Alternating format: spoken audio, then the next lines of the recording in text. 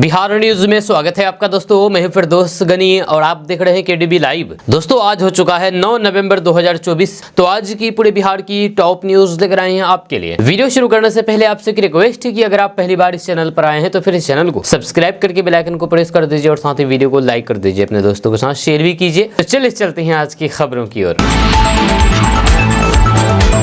दोस्तों आज बिहार न्यूज की शुरुआत सबसे पहले बात करेंगे कि बिहार में बटेंगे तो कटेंगे नारे पर जेडीयू बीजेपी अब आमने सामने हो गए हैं। इसे लेकर के जेडीयू के बड़े मुस्लिम चेहरे यानी कि मुस्लिम नेता एमएलसी गुलाम गौस ने कहा कि इस तरीके के नारे के देश में कोई भी जरूरत नहीं है, हम लोग तो एकजुट हैं ही। इस नारे की जरूरत उन लोगों को है जिनको एक संप्रदाय के नाम पर वोट चाहिए। जब देश का प्रधानमंत्री, राष्ट्रपति, गृह मंत्री सब हिंदू है तो फिर हिंदू कैसे असुरक्षित हो गए हैं, ये जवाब बीजेपी दे। गुलाम गौस का कहना है कि सारे मुद्दे फेल हो चुके हैं, इसलिए इस तरीके के नारा दिया जा रहा है कि बटेंगे तो कटेंगे। मुद्दा बेरोजगारी, मुद्दा महंगाई, मुद्दा भूखमरी है, इस पर बात नहीं हो रही है। हिंदू मुस्लिम में एकता थी, भाईचारा था, तभी अंग्रेज डर गए थे। आज देश से चले गए हैं और देश आजाद हुआ है। बिहार में बटोगे तो कटोगे का नारा नहीं चलेगा। बिहार में बाहर है नीतीश की सेक्युलर छवि है। जेडीयू नेता के इस बयान पर बीजेपी नेता ने बड़ा हमला किया है। बीजेपी के राष्ट्रीय प्रवक्ता डॉक्टर अजय आलोक ने गुलाम गौस पर पलटवार करते हुए कहा कि हिंदू बटेंगे तो कटेंगे और निर्मलता से कटेंगे, कसाई की तरह निर्ममता से मारेंगे। हम लोग कटे हैं, 1947 में कटे हैं, उसके बाद कई बार दंगों में कटे हैं। जब भी हम लोग बटे हैं तो फिर कटे हैं, इसलिए अब बटने को हम लोग तैयार नहीं हैं। अजय आलोक ने कहा है कि बिहार में हिंदू भाइयों से अपील है कि मिलकर के रहिए, बटेंगे तो कटेंगे, साथ रहिए। जहाँ एक है तो सेफ है। देश से अंग्रेज भाग गए, मुस्लिम भी यहाँ से भाग गए। धर्म के नाम पर पाकिस्तान ले लिया, बाकी यहाँ पर ही मुस्लिम क्यों रह रहे हैं? मुसलमानों को यहाँ पर नहीं रहना चाहिए, ये कहना है अजय आलोक का।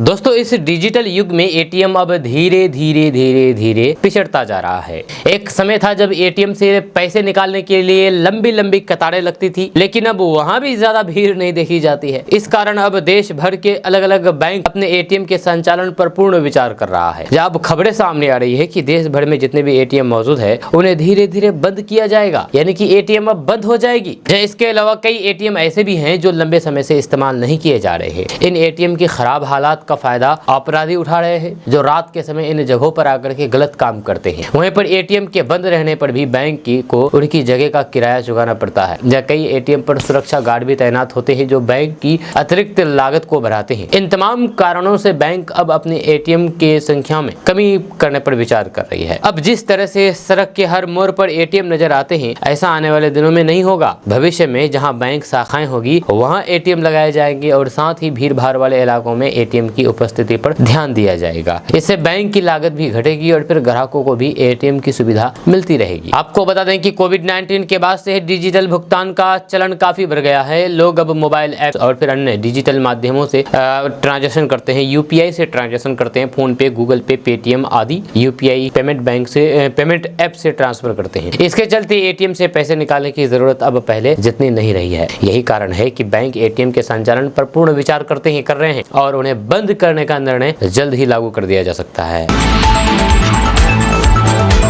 दोस्तों उगते सूर्य को अंधेरे के साथ ही महापर्व छठ का समापन भले हो गया है, लेकिन इसकी धूम अभी भी मची हुई है। 3 दिन तक चलने वाला ये पर्व न केवल धार्मिक बल्कि सामाजिक और फिर सांस्कृतिक दृष्टि से भी बेहद महत्वपूर्ण है। देश दुनिया के कोने कोने में लोगों ने इस पर्व को श्रद्धा और फिर उल्लास के साथ मनाया है। इस पवित्र पर्व को उन नौकरशाहों ने भी मनाया है जो राज्य में बड़ा ओहदा रखते हैं, मूल रूप से बिहार के निवासी नहीं है। जब हम बात कर रहे हैं वरिष्ठ IAS अधिकारी दंपति डॉक्टर N विजय लक्ष्मी और डॉक्टर S सिद्धार्थ। दक्षिण भारत में जन्मे दोनों IAS अधिकारी बिहार आए तो फिर यहीं के हो गए हैं। जब पशु एवं मत्स्य संसाधन विभाग की प्रधान सचिव डॉक्टर N विजया लक्ष्मी कहती हैं कि छठ केवल आस्था का पर्व नहीं है, ये बिहार का महापर्व है जो यहाँ की लोक संस्कृति के प्रति सम्मान और फिर लोगों के प्रति सेवा भाव प्रकट करता है। मेरा जन्म दक्षिण के प्रांत तेलंगाना में हुआ है, लेकिन 29 वर्षों से IAS अधिकारी के रूप में बिहार की सेवा करते करते ये राज्य मेरे अंदर बस गया है। मेरा रहन सहन और फिर खान पान दोनों ही बिहार की संस्कृति का हिस्सा बन गए हैं। वहीं पर IAS अधिकारी राज्य के अपर मुख्य सचिव डॉक्टर एस सिद्धार्थ भी इस व्रत को मनाते आ रहे हैं। दोनों ने मिलकर के निर्जला व्रत रखा और फिर ठेकुआ आदि प्रसाद अपने हाथ से बनाया है। घर में स्थित छोटे से पोखर में अधर देकर के विधि विधान से पूजा संपन्न की है। वहीं पर बिहार में जन्मे और वीरता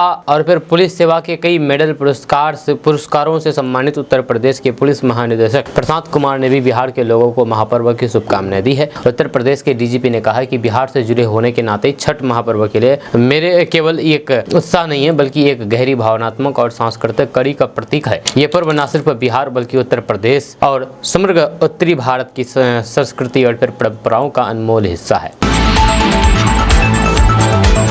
दोस्तों, पूर्णिया सांसद पप्पू यादव को लॉरेंस बिश्नोई गैंग के नाम पर लगातार अलग अलग नंबरों से जान से मार देने की धमकी मिली है।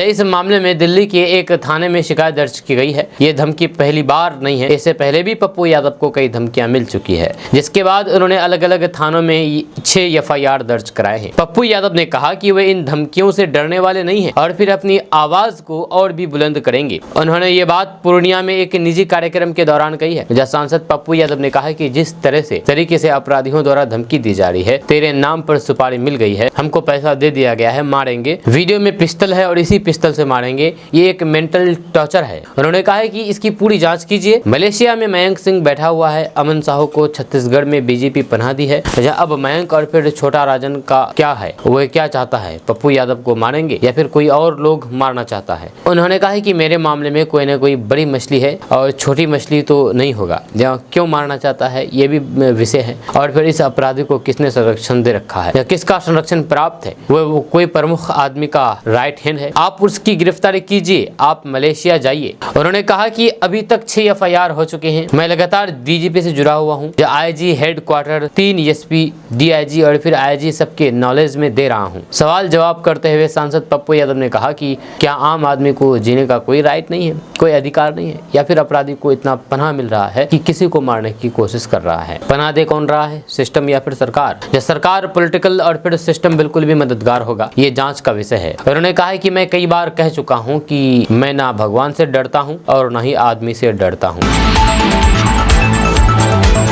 दोस्तों, बिहार में छठ के मौके पर महंगाई आसमान छू रही है। ताजा रिपोर्ट्स के मुताबिक बिहार के ज्यादातर मंडियों में फल और फिर सब्जियों की कीमतों में बढ़ोतरी देखने को मिल रही है। खास करके सेब, संतरा, अंगूर, केला, नाशपाती के दाम सबसे ज्यादा बढ़े हैं। यह खबर के अनुसार पिछले साल की तुलना में इस बार पटना, भागलपुर, गया, दरभंगा, पूर्णिया, बक्सर, आरा आदि शहरों में सब्जी और फिर फल के दामों में 15 से 20% की बढ़ोतरी हुई है। जब पटना में सेब की एक पेटी की कीमत 2000 पार कर दी गई है, जबकि अमरूद 800 की एक पेटी मिल रही है। आपको बता दें कि छठ पूजा में फल का स्थान प्रमुख होता है, जिसके कारण इसकी बिक्री भी खूब होती है। जब बिहार के सभी बड़े छोटे शहरों में बाजार फल से भरे हुए हैं, आने वाले 2 दिन तक फलों की बिक्री खूब होगी। जब बिहार में कई ट्रक फल दूसरे राज्य से आए हैं। दोस्तों, बिहार में 4 सीटों पर होने वाले उपचुनाव के लिए नेता प्रतिपक्ष तेजस्वी यादव चुनाव प्रचार करने के लिए रवाना हुए हैं। इस दौरान उन्होंने मीडिया से बातचीत में नोटबंदी याद दिलाई है। तेजस्वी यादव ने कहा कि शायद आप लोग भूल गए होंगे कि आज नोटबंदी की 8वीं बरसी है। इस फैसले के कारण अपनी जान गंवाने वाले सैकड़ों लोगों को श्रद्धांजलि अर्पित करता हूँ। तेजस्वी यादव ने नोटबंदी को दुनिया का सबसे बड़ा घोटाला करार दिया है। जब तेजस्वी यादव ने सोशल मीडिया X पर पोस्ट करते हुए लिखा है कि आज नोटबंदी की 8वीं बरसी है। प्रधानमंत्री जी द्वारा बिना सोचे समझे लागू किए जाने के इस फैसले के कारण मारे गए सैकड़ों लोगों को श्रद्धांजलि अर्पित करता हूं। नोटबंदी विश्व का सबसे बड़ा घोटाला है। इसके कारण भ्रष्टाचार में बेतहाशा वृद्धि हुई है। बीजेपी ने देश भर के प्रत्येक जिले में अपने लिए जमीनें खरीदी है, 5 स्टार कार्यालय बनवाए हैं, हजारों करोड़ के इलेक्ट्रोल बॉन्ड खरीदे हैं। यह स्विस बैंकों में 2014 के बाद भारत का काला धन भरा है। दहशतगर्द घटनाओं में बढ़ोतरी हुई है। सारे कथित भ्रष्टाचारी एजेंसियों के डर से बीजेपी में समा गए हैं। दोस्तों, बिहार में 10वीं पास के लिए बम्पर भर्ती होने वाली है। जहाँ इसके लिए बिहार के कई जिलों में जॉब कैंप का आयोजन किया जाएगा। जो युवा नौकरी करना चाहते हैं वे जॉब कैंप में उपस्थित होकर के नौकरी प्राप्त कर सकते हैं। इसको लेकर के दिशा निर्देश जारी कर दिया गया है। खबर के अनुसार नवंबर महीने में बिहार के 8 जिलों में रोजगार मेला का आयोजन किया जाएगा। रोजगार मेला में आपको सुबह 10:30 बजे से लेकर के शाम 4 बजे तक शामिल होना है। वहीं पर रोजगार मेला में भाग लेने वाले अभ्यर्थियों को वेबसाइट www.ncs.gov.in पर निबंधन करना होगा। यानी कि रजिस्टर्ड करना होगा। आपको बता दूं कि इस रोजगार मेला में युवाओं को सीधे इंटरव्यू के आधार पर नौकरी प्रदान की जाएगी। जो युवा नौकरी करना चाहते हैं वे अपने सभी योग्यता प्रमाण पत्र, आधार कार्ड, फोटो आदि के साथ इस रोजगार मेला में उपस्थित हो सकते हैं। इसको लेकर के दिशा निर्देश जारी कर दिया गया है। आपको बता दूं कि 13 नवंबर को सीतामढ़ी में, 14 नवंबर को मुजफ्फरपुर में, 15 नवंबर को बेतिया में, 20 नवंबर को छपरा में, 21 नवंबर को वैशाली में, 22 नवंबर को सिवान में, 24 नवंबर को मोतिहारी में रोजगार मेला का आयोजन किया जाएगा। दोस्तों, बिहार के किसानों को अब 75 प्रकार के कृषि यंत्र अनुदान मिलेगा। सामान्य वर्ग के लाभुकों को इन यंत्रों पर 40% अनुदान दिया जाएगा, जबकि SC, ST और फिर अत्यंत पिछड़ा वर्ग के लाभुकों को अलग अलग यंत्रों पर 50, 60 और 80% तक अनुदान मिलेगा। मखाना पॉपिंग मशीन, मिनी दाल और फिर ऑयल मिल, विद्युत चलित राइस मिल, चैन शो, विद्युत मोटर वाहन, मोटर चलित फ्लोर मिल और बाकी कई सारे कृषि यंत्रों पर बिहार सरकार द्वारा अनुदान दिया जाता है। तो ऐसे में अगर आप किसान हैं तो आप इस योजना का लाभ जरूर उठाएं और जब भी आप कृषि यंत्र खरीदें तो इसका लाभ लें। दोस्तों, कथावाचक देविकानंद ठाकुर ने सनातन बोर्ड बनाने के लिए अपनी आवाज एक बार फिर से बुलंद की है। उन्होंने मुस्लिम वक्फ बोर्ड को लेकर के पूर्व प्रधानमंत्री जवाहरलाल नेहरू पर भी निशाना साधा है। उन्होंने कहा है कि 1947 की चुप्पी आज खल रही है। अब 2024 में हम चुप नहीं बैठेंगे। उन्होंने आरोप लगाया है कि कुछ लोग असत्य की राह पर चल करके सनातन को खत्म करना चाहते हैं, लेकिन ऐसा होना मुश्किल है, क्योंकि असत्य कितना भी बलवान हो पर सत्य से जीत नहीं सकता। आपको बता दूं कि कई साधु संत और देविकानंद ठाकुर कई बार सनातन बोर्ड बनाने की मांग उठा चुके हैं। यह देविकानंद ठाकुर ने कहा है कि धर्मात्मा दिखाना नहीं है, धर्मात्मा बनना है। यह सब किराए का है, असली अगर कुछ है तो वह धर्म है। तुम धर्म की रक्षा के लिए खड़े हो, धर्म आपकी रक्षा के लिए खड़ा होगा। एक लड़ाई हो रही है कुंभ में, हम अपनी दुकान लगाएंगे। वहीं पर प्रयागराज महाकुंभ में दुकान लगाने की मांग कर रहे लोगों को देविकानंद ठाकुर ने कहा है कि अगर प्रयागराज में दुकान लगाने का मन है, अपने घर वापस आ जाओ। यही से गए थे, यही वापस आओ। ना कोई तुम्हें दुकान लगाने से रोकेगा और ना ही गंगा स्नान करने से रोकेगा। अगर हमारे धर्म को स्वीकार नहीं करोगे तो फिर हम तुम्हारे थूका हुआ स्वीकार नहीं करेंगे। दोस्तों, दीपावली के उत्साह के बाद भारत में सरिया और सीमेंट की कीमतों में एक नोटिसेबल उछाल देखने को मिली है। इस बढ़ोतरी को विशेषज्ञों ने त्योहारी सीजन के बाद की मांग में बढ़ोतरी और फिर बाजार की सक्रियता से जोड़ करके समझाया है। आपको बता दूं कि हाल ही में देश भर में सरिया की कीमतों में 700 से 800 रुपए प्रति क्विंटल की तेजी देखी गई है। वहीं पर सीमेंट के दाम में भी इसी प्रकार की बढ़ोतरी हुई है, जिसके चलते निर्माण उद्योग पर इसका सीधा सा असर पड़ा है। आपको बता दूं कि OPC और PPC ग्रेड सीमेंट के रेट में फिलहाल स्थिरता देखी जा रही है। विशेषज्ञ ये भी अनुमान लगा रहे हैं कि आने वाले दिनों में निर्माण सामग्री की मांग और भी बढ़ेगी, जिससे कीमतों में और तेजी आ सकती है। स्थानीय बाजारों में 12 mm TMT सरिया के रेट विभिन्न ब्रांडों के अनुसार 5500 से 5950 रुपए क्विंटल तक बताए जा रहे हैं। इसके अलावा अन्य साइज के सरिया के दाम भी बढ़े हैं, जिनमें 10 mm TMT सरिया 5720 रुपए प्रति क्विंटल और 8 mm TMT सरिया 5880 रुपए प्रति क्विंटल के दाम पर बिक रहे हैं। जब विशेषज्ञ इसे निवेशकों और फिर व्यापारियों के लिए खरीदने का उपयुक्त समय मान रहे हैं, क्योंकि कीमतों में आगे और वृद्धि होने की संभावना है। ये उनके लिए एक अवसर प्रदान करता है कि वे अपने स्टॉक को बढ़ा सके और फिर भविष्य में बढ़ती कीमतों पर लाभ कमा सके।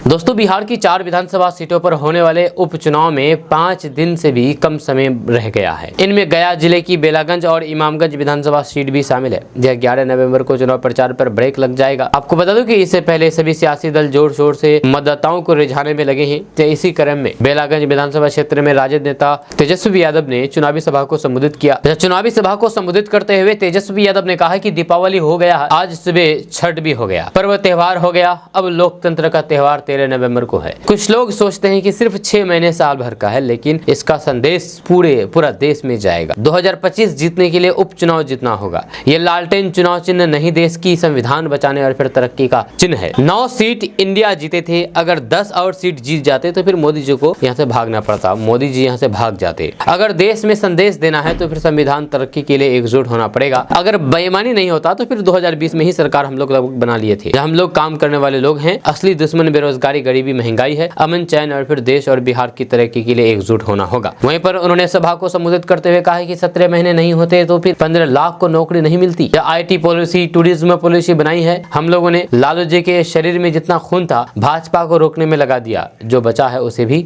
लगाएंगे। ये लालू और फिर राजद का पार्टी है, सिर कट जाए तो कट जाए, लेकिन मोदी जी के सामने नाक नहीं रगड़ेंगे, ये कहना है तेजस्वी यादव का। तेजस्वी यादव ने कहा है कि लालू को जेल भेज करके हम पर मुकदमा कर दिया है। जब आपने ताकत दिया है तभी लालू मोदी जी से लड़ते हैं, जहाँ कभी विचारधारा से मुंह नहीं मोड़ा है। लालू सेना तैयार है। ED और CBI से डराते हो, लालू नहीं डरा तो फिर उसका लड़का डराए वाला है। जब क्या 20 साल से विपक्ष में है, 17 महीना सरकार में आए हैं। दोस्तों, बिहार में नौकरी की तलाश कर रहे युवाओं के लिए एक अच्छी खबर सामने आ रही है। ताजा रिपोर्ट्स के मुताबिक बिहार में नौकरी की बहार आ गई है, जब बिहार के हेल्थ विभाग में 4500 पदों पर भर्ती शुरू की गई है। आपको बता दूं कि इच्छुक उम्मीदवार ऑनलाइन के द्वारा भर्ती प्रक्रिया में भाग ले सकते हैं। पदों का विवरण के बारे में अगर बात किया जाए तो हेल्थ विभाग में कम्युनिटी हेल्थ ऑफिसर यानी कि CHO के लिए 4500 पदों पर भर्ती को लेकर के ऑनलाइन आवेदन मांगे गए हैं। आयु सीमा के बारे में अगर बात किया जाए तो इन पदों पर आवेदन करने के लिए उम्मीदवारों की न्यूनतम आयु सीमा 21 साल और फिर अधिकतम आयु सीमा 42 साल निर्धारित किया गया है। आवेदन शुल्क के बारे में अगर बात किया जाए तो UR EWS BC EBC male के लिए 500, फीमेल के लिए 250, PWBD SC ST के लिए 250 रुपए है। चयन प्रक्रिया के बारे में अगर बात किया जाए तो इन पदों पर उम्मीदवारों का चयन टेस्ट के द्वारा किया जाएगा। इसके बारे में अधिक जानकारी के लिए आप नोटिफिकेशन को देख सकते हैं, पढ़ सकते हैं। आवेदन की प्रक्रिया के बारे में अगर बात किया जाए तो इच्छुक और योग्य उम्मीदवार आधिकारिक वेबसाइट पर जाकर के नोटिस को पढ़ें और फिर आवेदन की प्रक्रिया को पूरी तरीके से समझें। आवेदन की तिथि के बारे में अगर बात किया जाए, डेट के बारे में, तारीख के बारे में, तो इन पदों पर आवेदन करने की अंतिम तारीख 21 नवंबर 2024 तक निर्धारित किया गया है। इसके बाद आवेदन समाप्त हो जाएगा। दोस्तों, बिहार में राजनीतिक पार्टी बनाने के बाद जनसुराज के संस्थापक प्रशांत किशोर उपचुनाव के प्रचार में लगे हुए हैं। इसी कड़ी में तरारी विधानसभा में कैंपेन के दौरान उन्होंने भारतीय जनता पार्टी JDU और फिर RJD पर जमकर के निशाना साधा है। उन्होंने कहा है कि लोग BJP, नीतीश कुमार और फिर लालू यादव से मुक्ति होना चाहते हैं। उन्होंने मीडिया से बातचीत करते हुए कहा है कि लोग तंग आ गए हैं कि CPI ML का डर दिखाइए, BJP से वोट ले लीजिए। BJP का डर दिखाइए, ML से वोट ले लीजिए। यहाँ तो दोनों तरफ से लोग ठगे जा रहे हैं, इसलिए बिहार की अधिकांश जनता इसे निकलना चाह रही है। रहा सवाल वोट का, तो वोट हम मांगते नहीं हैं, लेकिन हमने उन्हें बता दिया है कि वोट कैसे देना चाहिए। अब उनकी मर्जी है कि वो वोट किसे देना है दे। अगर देंगे तो फिर अच्छा है, नहीं देंगे तो ये कष्ट है, तो फिर चलता रहेगा। वहीं पर तरारी विधानसभा क्षेत्र में जनसुराज पार्टी का पोस्टर फाड़े जाने के सवाल पर प्रशांत किशोर ने कहा है कि बिहार के अपराधी प्रशांत किशोर को नहीं जानते हैं। मैं डरने वाला नहीं हूँ, बिना सिपाही के चलता हूँ। ऐसे सैकड़ों अपराधियों को उल्टा टांग देंगे, पता भी नहीं चलेगा। बिहार में अगर कोई मुखिया जीतता है तो फिर 4 गनमैन लेकर के चलता है, लेकिन पिछले 2 साल से मैं पैदल चल रहा हूँ, एक भी सिपाही नहीं है। वहीं पर BJP पर हमला करते हुए प्रशांत किशोर ने कहा है कि इस बार BJP का चेहरा पूरी तरीके से बेनकाब हो गया है। चाल चेहरा चरित्र की बात करने वाले, परिवारवाद की बात करने वाले भाजपाइयों ने किसको टिकट दिया है, उस व्यक्ति का चरित्र कैसा है, उसकी पहचान क्या है, ये आप लोग मुझसे ज्यादा जानते हैं। आप बालू माफिया के लड़कों को टिकट देकर के क्या संदेश दे रहे हो। छठ पूजा के पवित्र पर्व का समापन हो चुका है। 4 दिवसीय इस महापर्व के आखिरी दिन व्रतधारी महिलाओं ने उगते सूर्य को अधेरे देकर के अपनी पूजा का समापन किया है। छठ के अंतिम दिन सभी व्रती महिलाएं सूर्योदय से पहले नदी के घाट पर पहुंच करके उदित होते हुए सूर्य को अधेरे देती है। ये त्योहार विशेष करके बिहार, झारखंड, पूर्वी उत्तर प्रदेश और फिर नेपाल में बड़े धूमधाम से मनाया जाता है, लेकिन आजकल देश के हर कोने में इसे बड़े श्रद्धा और भक्ति भाव से मनाया जाने लगा है। आपको बता दूं कि छठ पर्व सूर्य की पूजा करते हैं और उनके प्रति श्रद्धा और आस्था को व्यक्त करने का करते हैं। जहां धार्मिक मान्यता है कि इस व्रत से सूर्य देवता का आशीर्वाद प्राप्त होता है और घर परिवार में सुख शांति बनी रहती है। जय इसके साथ ही छठ व्रत को संतान प्राप्ति और फिर उनकी लंबी आयु के लिए भी विशेष माना जाता है। छठ पूजा की परंपराएं अत्यंत प्राचीन है और इसके नियम अत्यंत कठोर माने जाते हैं। आपको बता दो कि बिहार के सभी जिलों में इस महापर्व के दौरान जगह जगह आस्था का सैलाब देखने को मिलता है। जहाँ नदी और फिर तालाब में छठ व्रतियों के श्रद्धा का विहंग दृश्य देखने को मिला है। जब छठ व्रतियों ने पूरे विधि विधान से शुक्रवार को उगते सूर्य को अधेरे देने के बाद व्रतियों का 36 घंटे का निर्जला उपवास खत्म हुआ है। दोस्तों बिहार में रहने वाले लोगों के लिए एक बड़ी खबर सामने आ रही है। ताज़ा रिपोर्ट्स के मुताबिक बिहार में बालू, गिट्टी और फिर मिट्टी के लिए अब 5 तरह के चालान जारी किए जाएंगे। दरअसल सरकार ई चालान को 5 श्रेणियों में बांटने की तैयारी में है, जो किलोमीटर के आधार पर अलग अलग होगी। जी आपको बता दूं कि खबर के अनुसार बिहार में ई चालान को 5 श्रेणियों में बांटने का प्रस्ताव तैयार किया जा रहा है। जल्द इस प्रस्ताव को कैबिनेट के पास भेजा जाएगा और फिर कैबिनेट की मंजूरी के बाद इस प्रस्ताव को पूरे राज्य में लागू कर दिया जाएगा। इसकी तैयारी चल रही है। प्रस्ताव के अनुसार ई चालान 0 से 5 किलोमीटर, 5 से 10 किलोमीटर, 10 से 50 किलोमीटर, 50 से 100 किलोमीटर और 100 से 500 किलोमीटर के लिए जारी होंगे। बंदोबस्तधारियों के लिए बिहार में बालू, गिट्टी और फिर मिट्टी को एक जगह से दूसरी जगह पहुंचाने के लिए ई चालान अनिवार्य है। दरअसल बिहार में अभी जो व्यवस्था है उसके तहत एक वाहन का ई चालान जारी होने के पर उनके 4 घंटे बाद ही उस गाड़ी के लिए दोबारा चालान जारी होता है। यदि गाड़ी को 5 किलोमीटर तक जाकर के बालू, गिट्टी या फिर मिट्टी पहुंचाना हो तब भी उस गाड़ी को दूसरी जगह की ढुलाई के लिए 4 घंटे बाद ही चालान जारी होता है। दोस्तों बिहार के पूर्व मुख्यमंत्री लालू प्रसाद यादव के छोटे बेटे तेजस्वी यादव अब राजनीति में बड़े हो गए हैं। तेजस्वी यादव की राजनीति अभी तक पिता के साये में ही आगे बढ़ रही थी, लेकिन अब बिहार की राजनीति गलियारों में चर्चा शुरू हो गई है कि तेजस्वी यादव ने पिता के साये से हटकर के अपनी खुद की एक अलग पहचान बना ली है। तेजस्वी यादव पोस्टर और बयानों के जरिए बिहार के मौजूदा सीएम और चाचा नीतीश कुमार को खुलेआम चुनौती देने लगे हैं। जब पटना में आरजेडी कार्यालय के बाहर उनके जन्मदिन की बधाई में लगा एक पोस्टर की इस बात की गवाही दे रहा है। इस पोस्टर में लिखा कि जुड़े के बा जीते के बा, 2025 में नियुक्ति मैन तेजस्वी यादव के मुख्यमंत्री बनाबे के बा। आपको बता दूं कि आरजेडी कार्यालय के बाहर तेजस्वी यादव का पोस्टर भले ही आरजेडी के किसी कार्यकर्ता ने लगाया है, जब बहुत संभव है कि ये पोस्टर खुद तेजस्वी यादव के सिपह सलाहकारों ने लगाया हो। इस पोस्टर के जरिए आरजेडी मैसेज देना चाह रही है कि तेजस्वी यादव अब पूरी तरीके से बिहार का सीएम फेस बन गए हैं। बिहार के लोग भी तेजस्वी को सीएम बनते देखना चाह रहे हैं। तेजस्वी अब अपने पिता लालू प्रसाद यादव के साये से हट करके अपने काम के आधार पर जनता के बीच जाएंगे। इस पोस्टर के जरिए ये भी संदेश देने की कोशिश की गई है कि उनका भी पहचान सीएम नीतीश कुमार की तरह ही बिहार में बन गया है। दोस्तों भाजपा के राष्ट्रीय अध्यक्ष जेपी नड्डा दिवंगत लोक गायिका शारदा सिन्हा के पटना स्थित आवास पर पहुंचे और उनके परिजनों से मुलाकात की और साथ ही साथ उनकी तस्वीर पर पुष्पांजलि और श्रद्धांजलि अर्पित की है। उन्होंने शारदा सिन्हा के पुत्र अंशुमान सिन्हा सहित परिवार के अन्य सदस्यों से मुलाकात की और उन्हें सांत्वना दी है। इस दौरान दोनों उप मुख्यमंत्री सम्राट चौधरी, विजय कुमार सिन्हा भी मौजूद रहे। शारदा सिन्हा का निधन मंगलवार को दिल्ली एम्स में हुआ था। इससे पहले भाजपा अध्यक्ष जेपी नड्डा लोक जनशक्ति पार्टी रामविलास के प्रमुख और फिर केंद्रीय मंत्री चिराग पासवान के आवास पहुंचे और उन्हें छठ पर्व की शुभकामनाएं दी। केंद्रीय मंत्री चिराग पासवान ने एक्स पर इस मुलाकात की तस्वीरें भी शेयर करते हुए लिखा है कि छठ महापर्व के तीसरे दिन संध्या अधरे के अवसर पर केंद्रीय मंत्री भाजपा के राष्ट्रीय अध्यक्ष जेपी नड्डा ने मेरे आवास पर मेरे परिवार के सदस्यों से मुलाकात करके छठ महापर्व की शुभकामनाएं दी है। भाजपा के राष्ट्रीय अध्यक्ष जेपी नड्डा अपने बिहार दौरे के क्रम में भाजपा नेता और विधान पार्षद संजय मयूख के आवास भी पहुंचे।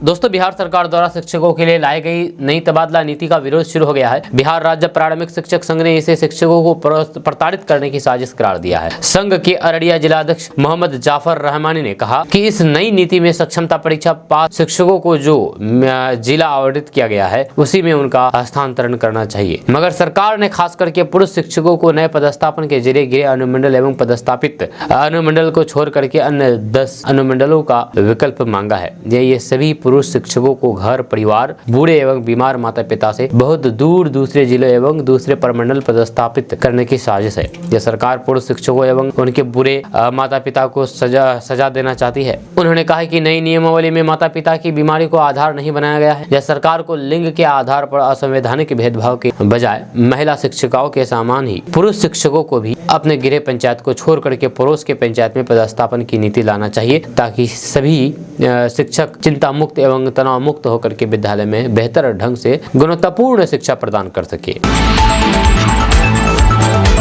दोस्तों हिंदू धर्म में छठ पर्व का अधिक महत्व है, जो कि हर साल कार्तिक मास में दीपावली के बाद मनाया जाता है। ये पर्व बिहार वासियों के लिए बेहद खास है, लेकिन इसकी धूम पूरे देश ही नहीं बल्कि अमेरिका तक भी देखने को मिलती है। इस साल छठ महापर्व की शुरुआत 5 नवंबर से हुई थी और फिर इसका समापन 8 नवंबर शुक्रवार की सुबह उगते सूर्य को अर्घ्य देने और पारण के साथ हुई है। अमेरिका में छठ महापर्व की पूजा के कुछ वीडियो सोशल मीडिया पर वायरल हो रहे हैं, जिन्हें देख करके आप शायद ही यकीन कर पाएंगे कि वह अमेरिका है, जहाँ यहाँ पर महिलाएं सिर से नाक तक सिंदूर लगाए हैं या टोकरी में प्रसादी रखकर के विधि विधान से पूजा करती नजर आई है। आपको बता दूं कि कार्तिक मास की छठ पूजा का भगवान सूर्य की उपासना का सबसे प्रसिद्ध हिंदू त्योहार माना जाता है। 4 दिवसीय इस पर्व की शुरुआत नहाय खाए के साथ होती है। अमेरिका के न्यू जर्सी में रहने वाले बिहार और फिर झारखंड वासियों ने परंपरागत रूप से छठ महापर्व को मनाया, जैसे कि आप अपने मोबाइल स्क्रीन पर वीडियो देख रहे हैं। इन वीडियो में आप साफ तौर पर देखा जा सकता है कि ये कहीं लगता है कि ये कोई अमेरिका नहीं बल्कि बिहार होगा, क्योंकि बहुत भीड़ भाड़ वाले नदी के किनारे दिखाया जाता है।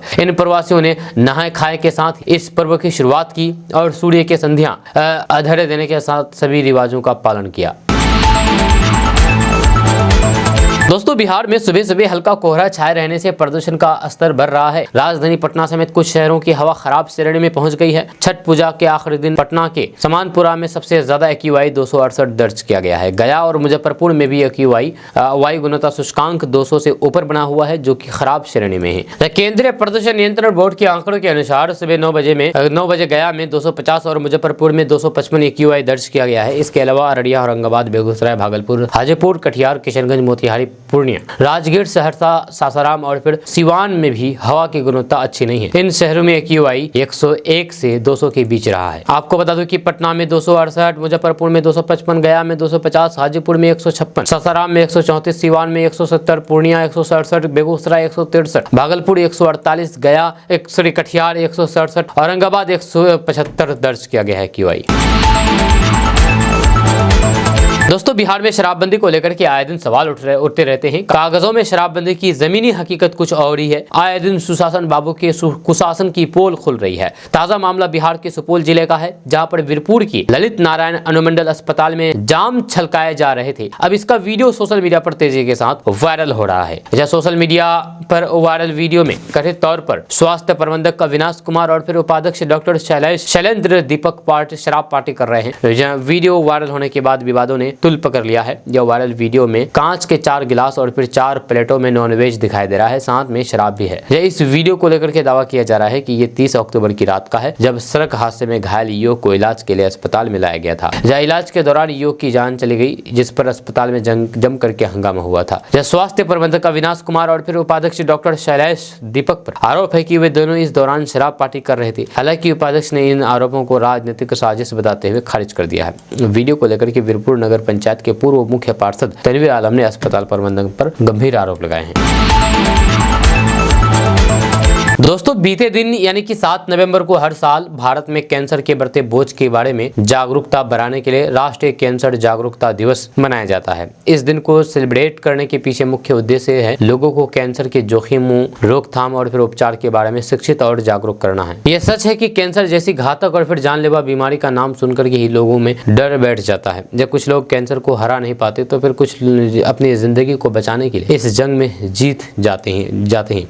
हालांकि कैंसर के लक्षणों को शुरुआत में ही भांप जाए तो फिर इसे बच पाना आसान हो जाता है। जो इसके लक्षणों को नहीं भांप पाते हैं उन्हें कई गंभीर परिणामों का सामना करना पड़ता है। ऐसे में कैंसर के शुरुआती लक्षणों, इसके प्रकार और कैंसर को मात कैसे दिया जा सकता है, इन तमाम महत्वपूर्ण बातों पर विस्तार से बताया है फोर्ट हॉस्पिटल के अतिरिक्त निदेशक एवं मेडिकल ऑन्कोलॉजी के प्रमुख डॉक्टर सुहेल कुरैशी। डॉक्टर सुहेल कुरैशी कहते हैं कि बेशक कैंसर एक गंभीर बीमारी है, लेकिन समय रहते इसके शुरुआती लक्षणों को पहचान लिया जाए तो फिर इसका इलाज भी उपलब्ध है। जब भी कोई अपनी बीमारी को लेकर के मनोवैज्ञानिक रूप से तैयार रहता है तो फिर डॉक्टर भी उसका उपचार बेहतर तरीके से कर पाते हैं। कई तरीके के कैंसर है और सभी के अलग अलग शुरुआती लक्षण होते हैं। हालांकि कई बार लोग इन लक्षणों को पहचान नहीं पाते हैं। ब्रेस्ट कैंसर की बात करें तो इसमें शुरुआती लक्षण गांठ, निप्पल से डिस्चार्ज होना या निप्पल का लाल होना, एक ब्रेस्ट का साइज दूसरे से अलग होना, या ऐसे में महिलाएं ब्रेस्ट कैंसर के इन शुरुआती लक्षणों को पहचान करके डॉक्टर से तुरंत संपर्क कर सकती है। वहीं पर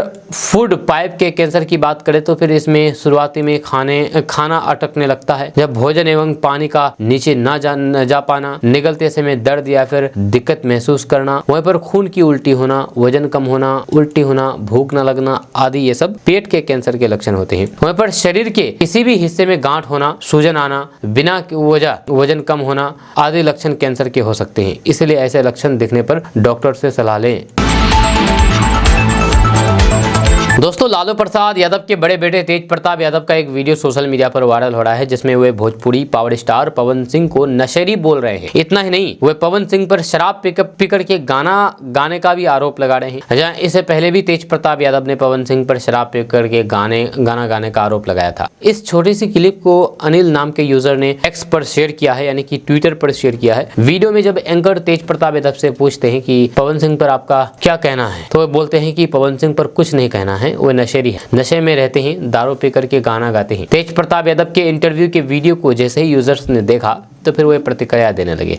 एक यूजर कमेंट करके लिखते हैं कि कोई ये बताए कि पावर कहां से शुरू होला हो। वहीं पर दूसरा यूजर लिखता है कि तेजू भाई ने तो पावर ही खत्म कर दिया, अब बताओ पावर से शुरू होगा। इतना ही नहीं, एक यूजर ने लिखा है कि खुद दिमाग से सन्नाया है, दूसरे को कहे भन्नाया है। इस वीडियो को एक्स पर 8 नवंबर को अपलोड किया गया है। इस पर अब तक हजारों व्यूज आ चुके हैं। जानकारी के लिए आपको बता दूं कि तेज प्रताप यादव ने 2 दिन पहले ही यानी कि 5 नवंबर को एक यूट्यूब चैनल को इंटरव्यू दिया था। इस दौरान उन्होंने राजनीति से लेकर के मनोरंजन जगत की कई बड़ी हस्तियों पर खुल करके बोला। यहाँ पर जब एंकर ने उनसे पवन सिंह के ऊपर सवाल किया तो फिर वो पावर स्टार पवन सिंह को नशेड़ी कहने लगे। इस इंटरव्यू पर अब तक 60,000 से ज्यादा व्यूज आ चुके हैं। इसी बातचीत की क्लिप का एक वीडियो सोशल मीडिया पर वायरल हो रहा है।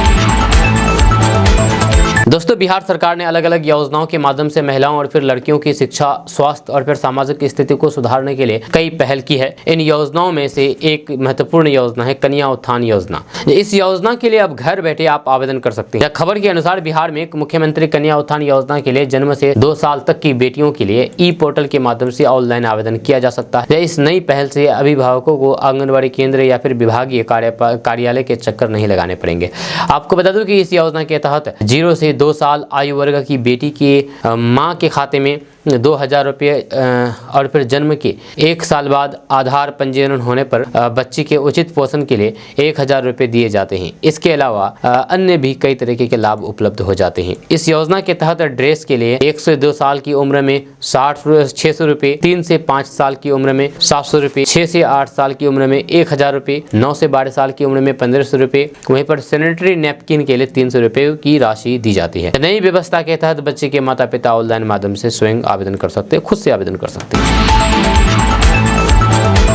दोस्तों, बिहार में खेलों के विकास के लिए हर स्तर पर प्रयास किया जा रहा है। जब खेलों को बढ़ावा देने के लिए बिहार में अंतर्राष्ट्रीय मानक के अनुरूप खेल सुविधाएं विकसित किया जा रहा है, ताकि बिहार की नौनिहाल पढ़ाई के साथ साथ खेल में भी अपना भविष्य बनाएं और राज्य का नाम अंतर्राष्ट्रीय स्तर पर रोशन करें। साथ ही बिहार सरकार की ओर से खेल में उत्कृष्ट प्रदर्शन करने वाले अंतर्राष्ट्रीय, राष्ट्रीय और स्थानीय स्तर पर बिहार के खिलाड़ियों और फिर उनके कोच को सम्मानित करने के लिए प्रत्येक वर्ष बिहार राज्य खेल सम्मान समारोह का आयोजन किया जाता है। इस समारोह में खिलाड़ियों को प्रशस्ति पत्र और पुरस्कार राशि दी जाती है। इसके अलावा खेल के विकास में अहम योगदान देने वाले लोगों को भी सम्मानित किया जाता है। खेल में राष्ट्रीय और अंतर्राष्ट्रीय स्तर की प्रतियोगिताओं में बिहार का नाम रोशन करने वाले खिलाड़ियों की संख्या में काफी बढ़ोतरी हुई है। इसी वजह से राज्य सरकार ने सम्मान राशि को बढ़ा करके 5 करोड़ रुपए कर दिया है। जमुई के जेवलिन थ्रो सिखाने वाले आशुतोष खेल सम्मान से सम्मानित होने वाले इकलौते प्रशिक्षक है। जब प्रशिक्षक आशुतोष बीते कई सालों से राज्य खेल प्राधिकरण के अंडर में भाला फेंक प्रतियोगिता के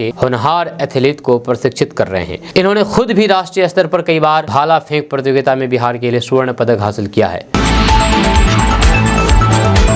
दोस्तों, वीआईपी के प्रमुख मुकेश सहनी ने दावा करते हुए कहा कि झारखंड में इंडिया गठबंधन की सरकार बन रही है। ये बातें मुकेश सहनी ने पटना एयरपोर्ट पर झारखंड में चुनाव प्रचार के लिए जाने के दौरान कही है। उन्होंने ये भी कहा कि बिहार उपचुनाव में भी परिणाम साफ है, यहाँ सभी 4 सीटों पर महागठबंधन जीत रही है। जब पटना में पत्रकारों से बातचीत करते हुए उन्होंने बीजेपी अध्यक्ष जेपी नड्डा के बिहार आने पर विशेष राज्य के दर्जे की मांग करने से जुड़े हुए प्रश्न के उत्तर में कहा कि ये पुरानी मांग है, ये आम लोगों की ही मांग नहीं है, ये मुख्यमंत्री नीतीश कुमार की भी मांग है। अब अलग बात है कि सरकार में आने के बाद वे चुप हैं। इधर गया में हिंदुस्तानी युवा मोर्चा के प्रत्याशी के प्रचार वाहन पर राजद कार्यकर्ताओं के हमले के आरोप पर उन्होंने कहा कि आरोप लगाना अलग बात है, प्रदेश और प्रदेश में उनकी सरकार है, पूरे मामले की जांच करवा लें, जो भी दोषी हो उसे सजा दी जाए। इसमें आरोप लगाने का कोई भी मतलब नहीं है, इसे रोकना सरकार की जिम्मेदारी है। आपको बता दूं कि वीआईपी चीफ मुकेश सहनी इन दिनों अपनी पार्टी के विस्तार और फिर विकास को लेकर के चर्चा में है। एक तरफ वो बिहार उपचुनाव और फिर झारखंड में महागठबंधन के साथ विधानसभा चुनाव का प्रचार में व्यस्त है, तो दूसरी तरफ अपनी पार्टी के लिए बड़ा लक्ष्य तय करते हुए नजर आ रहे हैं।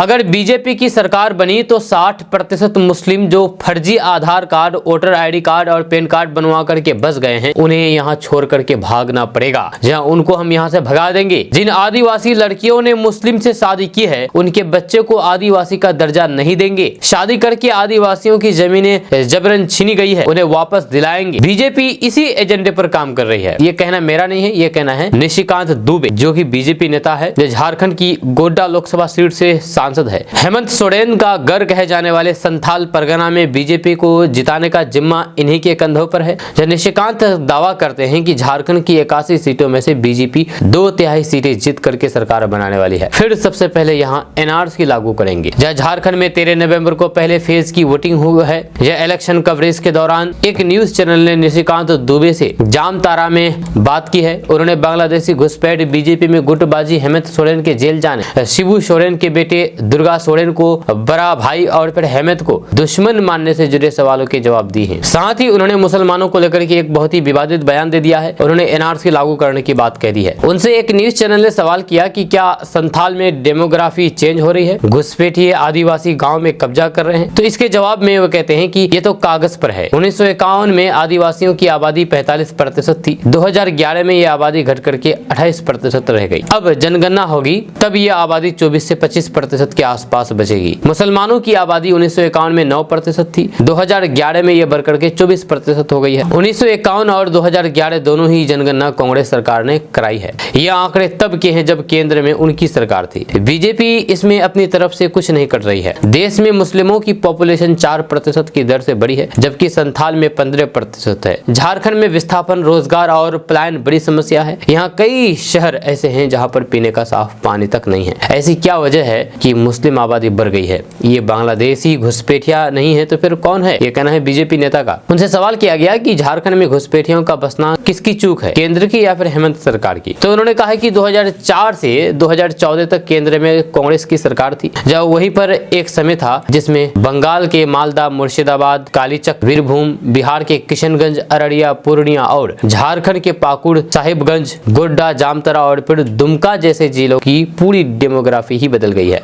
बांग्लादेश से बड़ी संख्या में लोग यहाँ पर आए हैं। इन्होंने इतने बांग्लादेशियों को हमारे शहर और फिर राज्य के अंदर तक ला दिया है कि आज हम उससे जूझ रहे हैं। 2014 के बाद से यहाँ कोई भी घुसपैठ नहीं हुआ है। जो पहले आए हैं वही बच्चा पैदा कर रहे हैं। अब उनसे सवाल किया गया कि अगर बीजेपी जीती तो फिर घुसपैठ रोकने और फिर आदिवासी आबादी बढ़ाने के लिए क्या करेंगे? तो इसके जवाब में उन्होंने कहा है कि सबसे पहले तो एनआरसी लागू करेंगे। ये जो फेक वोटर कार्ड, आधार कार्ड और फिर पैन कार्ड बना करके रह रहे हैं, ये सब निकाल करके इन सबको बाहर कर दिया जाएगा। यहाँ रहने वाली मुस्लिम पॉपुलेशन का 60% घुसपैठिए है। जिन आदिवासी लड़कियों ने मुसलमानों से शादी की है, उनके बच्चों को आदिवासी का दर्जा नहीं देंगे। शादी के बाद जिन लोगों की जमीनें कब्जाई गई है, हम उन्हें वापस लौटाएंगे। उन्होंने कहा है कि जब लोगों के पास जमीनें नहीं होगी, आदिवासी का दर्जा नहीं होगा, कोई कोटा नहीं मिलेगा, तो फिर मुस्लिम घुसपैठिए यहाँ पर क्या करेंगे? इससे संथाल परगना में आदिवासियों की संख्या अपने आप बढ़ेगी। हमारा लक्ष्य होगा कि आज संथाल में आदिवासियों की जो संख्या 23 से 24% पर खड़ी है, वह बढ़ा करके 44 से 45% कर दिया जाए। ये कहना है बीजेपी नेता का। आपका इसके बारे में क्या कहना है? नीचे कमेंट बॉक्स में कमेंट करके जरूर बताइएगा। मिलते हैं नेक्स्ट वीडियो के साथ। जाने से पहले आपको बता दूं कि अगर आपका कोई बिजनेस है और अपने बिजनेस का प्रचार करना चाहते हैं केडीवी लाइव के माध्यम से, तो आप ये काम बड़ी आसानी के साथ कर सकते हैं। इसके लिए इस नंबर पर संपर्क कीजिए और अपने बिजनेस का प्रचार कीजिए। लाखों लोगों तक आप अपने बिजनेस को पहुंचा सकते हैं, जिससे आपके बिजनेस में ग्रोथ मिलेगी। हमसे संपर्क करना बिल्कुल नहीं भूलिएगा। मिलते हैं नेक्स्ट वीडियो के साथ। जय हिंद, जय भारत।